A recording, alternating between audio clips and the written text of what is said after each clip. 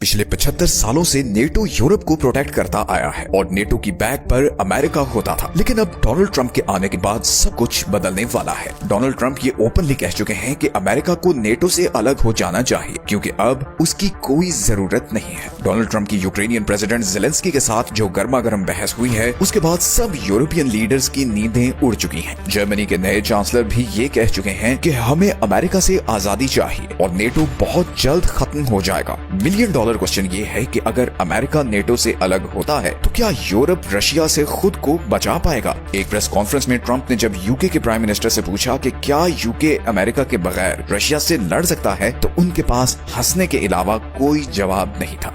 Could you take on Russia by yourselves? Well,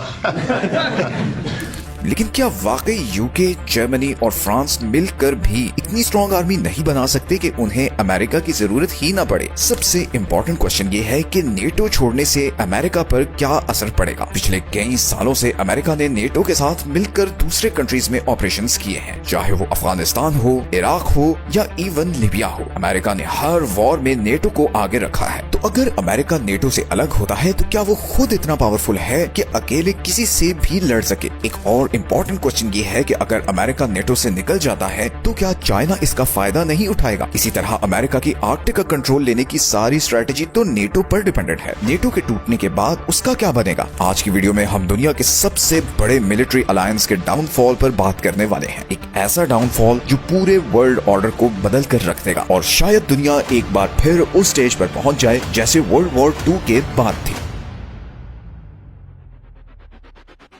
पहले ये समझते हैं कि नेटो कैसे और क्यों बना और ये अमेरिका पर इतना डिपेंडेंट कैसे हुआ। असल में वर्ल्ड वॉर 2 के बाद यूरोप काफी कमजोर था और सोवियत यूनियन तेजी से यूरोप की तरफ बढ़ रहा था। ऐसे में सोवियत यूनियन को रोकने के लिए 4 अप्रैल 1949 को नॉर्थ अटलांटिक ट्रीटी ऑर्गेनाइजेशन या शॉर्ट फॉर्म में नेटो बनी। इस ऑर्गेनाइजेशन का एक ही गोल था कि अगर किसी एक मेंबर कंट्री पर भी अटैक होता है तो सब मिलकर उसे डिफेंड करेंगे। अमेरिका इस ऑर्गेनाइजेशन को लीड करके इसे मिलिट्री लीडरशिप, न्यूक्लियर प्रोटेक्शन और फाइनेंशियल सपोर्ट दे रहा था। कोल्ड वॉर के दौरान नेटो और भी ज्यादा इंपॉर्टेंट हो गया और अमेरिका ने सोवियत यूनियन से बचने के लिए वेस्ट जर्मनी, इटली और यूके में अपनी परमानेंट मिलिट्री बेसेस बनाना शुरू कर दी। वक्त गुजरने के साथ साथ बहुत से यूरोपियन मुल्कों ने अपनी मिलिट्री स्पेंडिंग कम कर दी और अमेरिकी प्रोटेक्शन पर रिलाय करना शुरू कर दिया। 1991 में जब सोवियत यूनियन टूटा तो बहुत से लोगों का ख्याल था कि अब शायद नेटो की जरूरत नहीं है, मगर नेटो टूटने के बजाय और एक्सपैंड करने लगा। बेसिकली बहुत से ईस्टर्न यूरोपियन कंट्रीज जो पहले सोवियत कंट्रोल में थे वो भी अब नेटो को ज्वाइन करना चाहते थे। उन्हें ये डर था कि रशिया कहीं दोबारा उन पर कब्जा न कर ले और फिर 1999 में पोलैंड, हंगरी और चेक रिपब्लिक के नेटो ज्वाइन करने से नेटो रशिया के करीब आ गया। 2004 तक एस्टोनिया, लैटविया,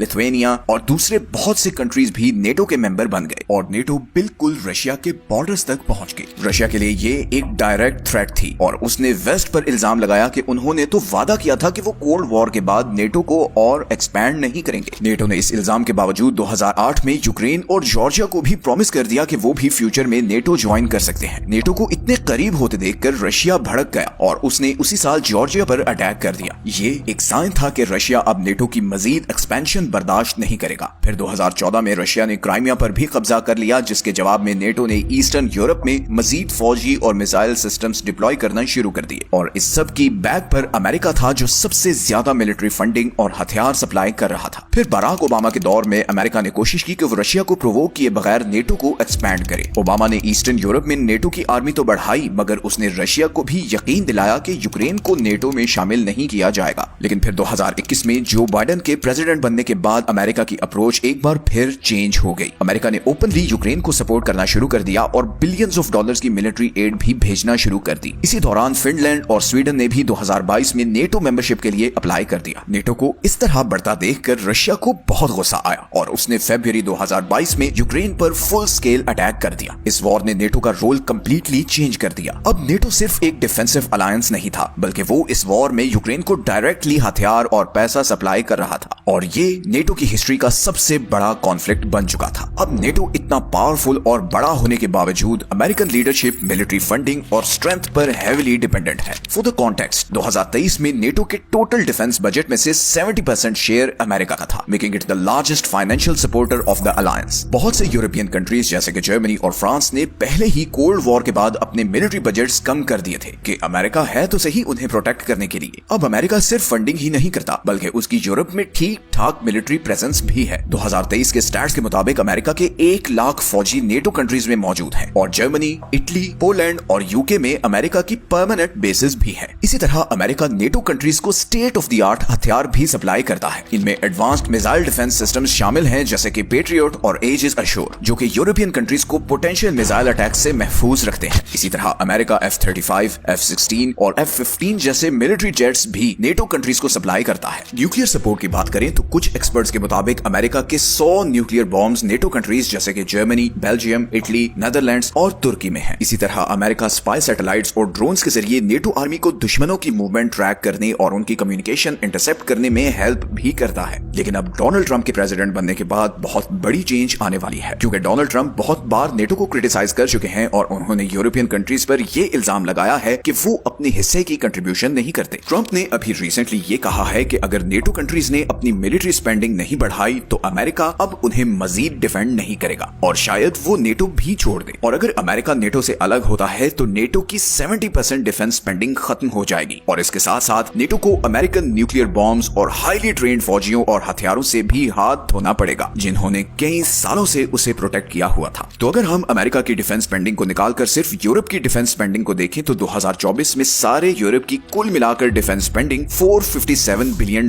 थी, जबकि अगर हम रशिया की डिफेंस स्पेंडिंग कैलकुलेट करें after taking into account purchasing power parity तो रशिया का डिफेंस बजट $461.6 बिलियन बनता है। तो ये पहली दफा है कि रशिया यूरोप से भी ज्यादा अपनी मिलिट्री पर खर्च कर रहा है। और सबसे ज्यादा इंपॉर्टेंट चीज ये है कि रशियन आर्मी एक सिंगल कमांड और लैंग्वेज फॉलो करती है, जबकि यूरोपियन आर्मीज बहुत से कमांडर्स और लैंग्वेजेस में डिवाइडेड हैं। इसी तरह 1 लाख अमेरिकी फौजियों की कमी पूरी करने के लिए यूरोप को अपनी मिलिट्री पावर को बहुत ज्यादा बढ़ाना पड़ेगा। कम से कम 50 के करीब ब्रिगेड्स को ऐड करना पड़ेगा, जिसमें हजारों टैंक्स, आर्मर्ड गाड़ियां और आर्टिलरी शामिल होंगे। अब ऑन पेपर तो यूरोप के पास तकरीबन 14.5 लाख फौजी हैं, which is a huge number, but actual reality is very different. ये फौजी 28 कंट्रीज में डिवाइडेड हैं, जो अपनी अलग लीडरशिप और कमांड स्ट्रक्चर को फॉलो करते हैं। अब जहां अमेरिकन आर्मी एक सिंगल कमांड के अंडर ऑपरेट करती है, वहीं यूरोपियन आर्मीज अपने अपने मुल्कों के मिलिट्री जनरल्स के अंडर ऑपरेट करती हैं। तो इस आर्मी की कोई यूनिफाइड स्ट्रेटेजी या प्लान नहीं है। हर मुल्क के पास अपने हथियार हैं और अपनी चेन ऑफ कमांड है। इसीलिए अमेरिका के 1 लाख फौजी यूरोप के 14 लाख फौजियों से ज्यादा पावरफुल है, क्योंकि वो सिंगल कमांड और स्ट्रेटेजी फॉलो करते हैं। इस लॉजिस्टिक गैप की एक और एग्जांपल ये है कि अगर रशिया बाल्टिक पर अटैक करता है तो नेटो को रशिया को रोकने के लिए 1400 टैंक्स, 2000 गाड़ियां और 700 आर्टिलरी यूनिट्स चाहिए होंगे। और ये नंबर इतना बड़ा है कि फ्रांस, जर्मनी, इटली और यूके मिलकर भी इतनी बड़ी फोर्स नहीं बना सकते। इसी तरह अगर अमेरिका यूरोप में मौजूद अपनी 6 न्यूक्लियर बेसेस खत्म कर दे तो यूरोप वनरेबल हो जाएगा। यही वजह है कि फ्रेंच प्रेसिडेंट मैक्रोन और जर्मनी के नए चांसलर फ्रीडरिक मर्ज मिलकर न्यूक्लियर कैपेबिलिटीज बढ़ाने पर गौर कर रहे हैं। और इसमें एक ये पॉसिबिलिटी भी है कि फ्रांस के न्यूक्लियर बॉम्ब्स जर्मनी में स्टोर किए जाएंगे ताकि एक ऐसी यूरोपियन न्यूक्लियर शील्ड बन जाए जिसे अमेरिका की कोई जरूरत ना हो। बट न्यूक्लियर फैसिलिटीज बिल्ड करने में बहुत टाइम लगता है और शॉर्ट टर्म में यूरोप अमेरिका से मिलने वाली सिक्योरिटी को रिप्लेस नहीं कर सकता। अगर नेटो ने अमेरिका को रिप्लेस करना है तो उसे एक स्पेशल यूरोपियन आर्मी बनाना होगी, but this would require years of investment, political agreements and structural reforms. अब जरा इस पर बात करते हैं कि नेटो छोड़ने से अमेरिका पर क्या असर पड़ेगा। पिछले 76 सालों से अमेरिका नेटो को एक टूल के तौर पर यूज करता और इसके जरिए अपनी मिलिट्री पावर को पूरी दुनिया में प्रोजेक्ट करता आया है, चाहे वो अफगान वॉर हो, इराक वॉर हो या फिर लीबिया वॉर। नेटो फोर्सेस ने हमेशा अमेरिका का भरपूर साथ दिया है। नेटो ने अपने फौजियों, एयर सपोर्ट और लॉजिस्टिक्स के जरिए इन वॉर्स का बर्डन आपस में शेयर किया है। अगर अमेरिका नेटो छोड़ता है तो फ्यूचर में होने वाली वॉर्स में उसे यूरोप की सपोर्ट भी हासिल नहीं होगी और ये काफी बड़ी सपोर्ट थी। जैसे अफगान वॉर में यूके, जर्मनी और फ्रांस ने अपने हजारों फौजी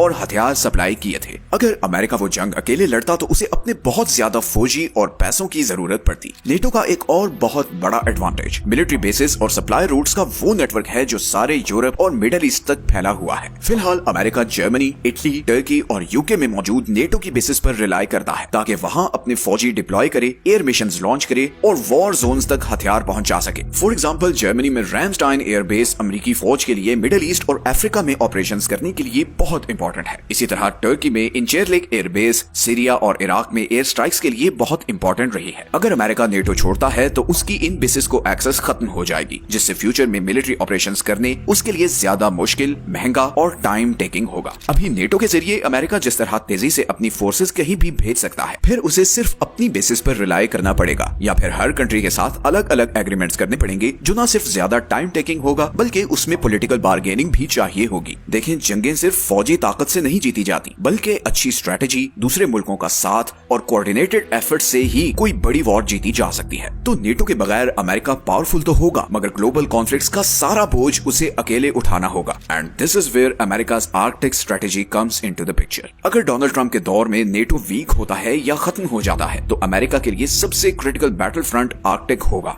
आर्कटिक बहुत तेजी से एक इंपॉर्टेंट एरिया बनता जा रहा है, जहां रशिया और चाइना बहुत एग्रेसिवली अपनी प्रेजेंस बढ़ा रहे हैं। दरअसल आर्कटिक में सिर्फ बर्फ नहीं है, यहाँ ऑयल, गैस और दूसरे बहुत से रेयर अर्थ मिनरल्स हैं। और जैसे जैसे ये बर्फ पिघलेगी, नए ट्रेड रूट्स भी सामने आएंगे। जो भी आर्कटिक को कंट्रोल करेगा, वो फ्यूचर के ट्रेड, मिलिट्री स्ट्रेटजी और रिसोर्सेज को भी कंट्रोल करेगा। फिलहाल तो नेटो की वजह से अमेरिका को आर्कटिक में एक स्ट्रॉन्ग अलायंस मिला हुआ है, खास तौर पर कनाडा, नॉर्वे, ग्रीनलैंड और आइसलैंड की शक्ल में। लेकिन अगर नेटो खत्म हो जाता है तो अमेरिका को अपनी पूरी आर्कटिक की स्ट्रेटजी को रीथिंक करना पड़ेगा, क्योंकि फिर उसे इन कंट्रीज की सपोर्ट नहीं होगी। इस वक्त आर्कटिक में सबसे ज्यादा फौजी ताकत रशिया के पास है। उसने आर्कटिक में 50 से ज्यादा मिलिट्री बेसेस बनाई हुई हैं और दुनिया का सबसे बड़ा बर्फ तोड़ने वाला बेड़ा तैयार किया है, जिसमें 40 से ज्यादा बर्फ तोड़ने वाले समुद्री जहाज शामिल हैं। इसी तरह यहाँ पर न्यूक्लियर सबमरीन्स और बॉम्बिंग जेट्स भी फिरते रहते हैं। यहाँ पर मौजूद रशिया की नॉर्दर्न फ्लीट, जो कि डिजाइन ही आर्कटिक के लिए की गई है, इसे एक बहुत बड़ा एडवांटेज देती है। इसके मुकाबले में अमेरिका के पास आर्कटिक में बहुत कम रिसोर्सेज हैं। उसके पास सिर्फ 2 आइस ब्रेकर शिप्स हैं और चंद फौजी अड्डे हैं, जो ज्यादातर अलास्का में हैं। अमेरिका को आर्कटिक में अपनी प्रेजेंस बढ़ाने के लिए नए आइस ब्रेकर्स में बहुत इन्वेस्ट करना पड़ेगा। इसके अलावा अमेरिकन नेवी को भी यहाँ पर अपनी सबमरीन्स की गश्त बढ़ानी पड़ेगी, ताकि रूस और चीन को आगे बढ़ने से रोका जा सके। अगर नेटो ना रहा तो अमेरिका को आर्कटिक में मौजूद नेटो कंट्रीज जैसे कि कनाडा, नॉर्वे और डेनमार्क के साथ डायरेक्ट सिक्योरिटी एग्रीमेंट्स करने पड़ेंगे। एक सोल्यूशन ये भी है कि एक नया आर्कटिक डिफेंस पैक्ट हो, जो सिर्फ इन आर्कटिक कंट्रीज के बीच होगा। फौजी ताकत के अलावा अमेरिका को आर्कटिक में अपना रिसोर्स एक्सट्रैक्शन इंफ्रास्ट्रक्चर भी डेवलप करना होगा। रशिया तेजी से आर्कटिक के ऑयल और गैस रिजर्व्स पर कब्जा करता जा रहा है, इसीलिए अमेरिका को भी अपनी ड्रिलिंग और माइनिंग ऑपरेशंस को एग्रेसिवली बढ़ाना पड़ेगा, ताकि वो आर्कटिक में अपनी डोमिनेंस कायम रख सके। आर्कटिक को कंट्रोल में लेने के लिए अमेरिका को यहाँ मजीद पोर्ट्स, मिलिट्री बेसेस और रिसर्च फैसिलिटीज बनानी पड़ेंगी। इसके अलावा अमेरिका को आर्कटिक में चाइना के बढ़ते हुए इन्फ्लुएंस का भी मुकाबला करना होगा। हालांकि चाइना आर्कटिक कंट्री नहीं है, मगर उसने खुद को नियर आर्कटिक कंट्री डिक्लेयर किया हुआ है और वो यहाँ के ट्रेड रूट्स, इंफ्रास्ट्रक्चर और रिसोर्स एक्सट्रैक्शन प्रोजेक्ट्स पर भी हेविली इन्वेस्ट कर रहा है। अगर नेटो खत्म हो जाता है तो अमेरिका की सिक्योरिटी कॉम्प्रोमाइज हो जाएगी और इसका नतीजा ये होगा कि एक आर्कटिक कोल्ड वॉर शुरू हो जाएगी, जिसमें अमेरिका, रशिया और चाइना आर्कटिक के पानी, रिसोर्सेज और फौजी इलाकों पर कब्जा करने की दौड़ में लग जाएंगे। और अगर अमेरिका ने जल्दी कदम ना उठाया तो रशिया और चाइना यहाँ पर अपनी डोमिनेंस कायम रख सकते हैं, जिससे फिर वो यहाँ के सारे ट्रेड को कंट्रोल कर सकेंगे। सो आने वाले सालों में आर्कटिक ग्लोबल पावर डायनामिक्स में बहुत इंपॉर्टेंट रोल प्ले करने वाला है। अगर नेटो टूट जाता है तो अमेरिका को आर्कटिक में रशिया और चाइना की बढ़ती हुई मिलिट्री प्रेजेंस का सामना करना पड़ेगा। लेकिन क्या अमेरिका इस चैलेंज के लिए तैयार है? ये एक बहुत इंपॉर्टेंट क्वेश्चन है। इसी तरह अगर नेटो खत्म हो जाता है तो अमेरिका के लिए एक और नुकसान ये होगा कि यूरोप को अपनी सिक्योरिटी के लिए किसी और सुपर पावर को ढूंढना पड़ेगा। And this is where China comes into the picture. अगर अमेरिका नेटो छोड़ता है तो चाइना यूरोपियन कंट्रीज को सिक्योरिटी ऑफर करके उनके साथ एक स्ट्रॉन्ग इकोनॉमिक और मिलिट्री रिलेशंस बिल्ड कर सकता है। अब हिस्टोरिकली तो यूरोप हमेशा वेस्ट के साथ रहा है, मगर चाइना ने पिछले कुछ सालों में यूरोप में अरबों डॉलर्स की इन्वेस्टमेंट की है, स्पेशली उसकी इंडस्ट्री,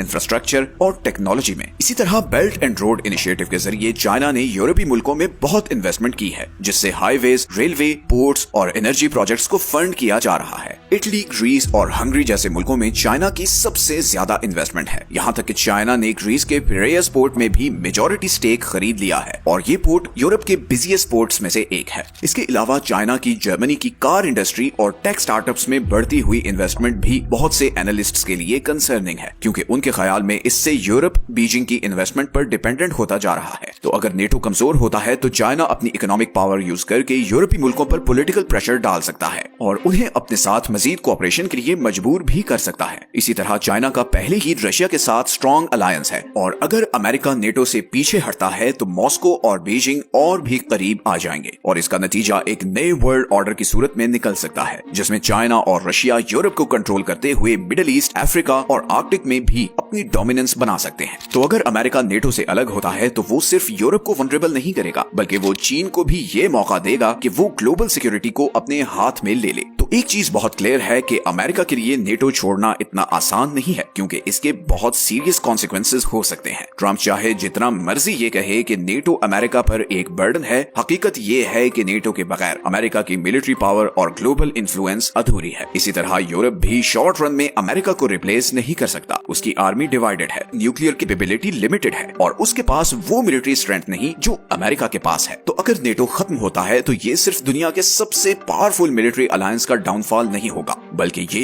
एक न्यू वर्ल्ड ऑर्डर की शुरुआत भी होगी। और ये नया वर्ल्ड ऑर्डर ट्रंप के आने के बाद पहले ही शुरू हो चुका है। हमने लास्ट वीडियो में दिखाया था कि कैसे सऊदी प्रिंस और डोनाल्ड ट्रंप के बीच एक सीक्रेट डील हुई है और ये डील आने वाले वक्तों में पूरे मिडिल ईस्टर्न डायनामिक्स को बदल कर रख देगी। आप इस वीडियो का थंबनेल अपनी स्क्रीन पर देख रहे होंगे, इसे क्लिक करके आप ये वीडियो देख सकते हैं। वीडियो को लाइक करना और चैनल को सब्सक्राइब करना मत भूलें।